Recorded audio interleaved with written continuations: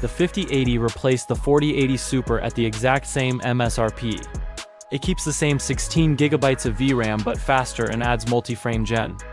Those are meaningful upgrades on paper, but how much faster is it without relying on generated frames? Let's find out.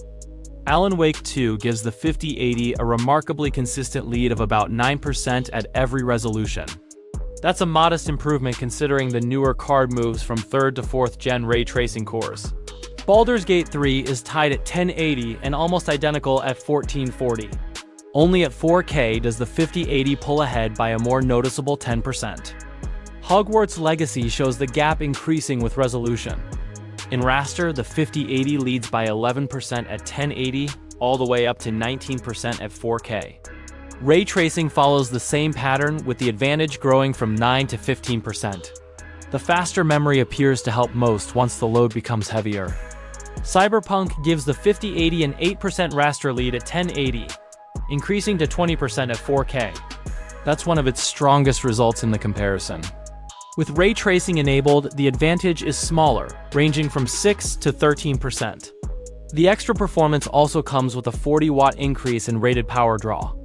F124 is much more consistent, with the 5080 staying about 9% ahead in raster at every resolution. There's almost no additional scaling at 4K. Ray tracing produces a similar result at first, before the lead grows to 14% at 4K. It's a clear win, but still a fairly modest generational improvement. Elden Ring produces the strangest results in the comparison. In raster, the 5080 is slightly slower at 1080, but finishes 14% ahead at 4K. Ray tracing reverses the result, with the 4080 Super leading by 22% at 1080 and 5% at 1440. At 4K, the two cards are essentially tied again. Resident Evil 4 is one of the strongest results for the 5080.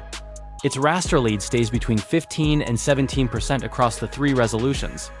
Ray tracing changes very little, with the newer card remaining roughly 15% ahead. This is closer to the kind of improvement you would expect from a new generation. Looking at the 25-game raster average, the 5080 leads by 8% at 1080, 9% at 1440, and 13% at 4K. The performance uplift becomes more noticeable at higher resolutions, but it remains fairly modest for a new generation. Across 10 ray trace games, the 5080 leads by 5% at 1080, 8% at 1440, and 11% at 4K. Despite moving to 4th gen ray tracing cores, its average advantage is actually slightly smaller than in raster. For a new build, the 5080 is the obvious choice in this performance class.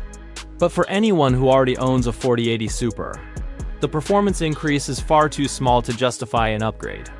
Keep your card and wait for a bigger generational jump. Thanks for watching.